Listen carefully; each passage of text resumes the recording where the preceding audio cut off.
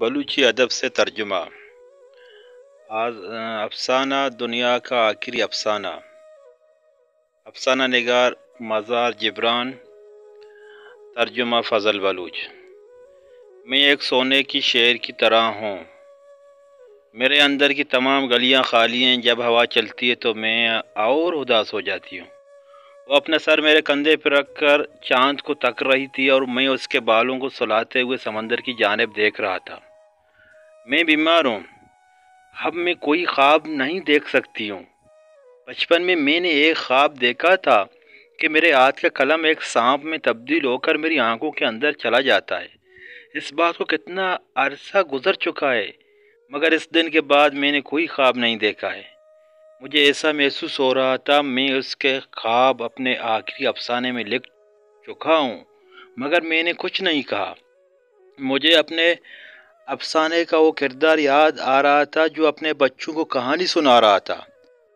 3000 साल कबल मादिस्तान नामी एक इलाका का एक आदमी अपने बच्चों को समंदर की पनाह में छोड़कर खुद एक कश्ती में बैठ जाता है। वो एक तारीख रात थी और बारिश भी बरस रही थी।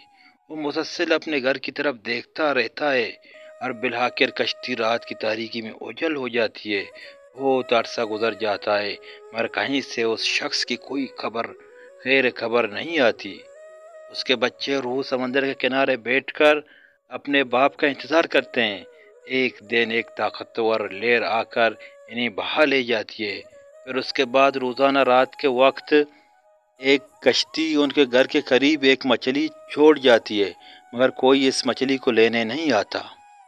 मुझे महसूस हुआ वो अपना हाथ मेरे हाथ पर रखकर कह रही है, हमारा घर भी समंदर की पनाह में है।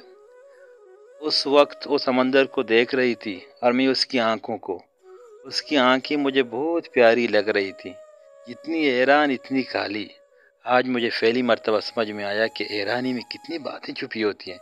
मेरी आंखें थकी जा रही थी, सारी रोशनी मेरे साथ सोने लगी। उस वक्त मुझे ऐसा लगा जैसे कोई मेरे कानों में सरगोशी कर रही थी, खुदा ऐ ना खुदा।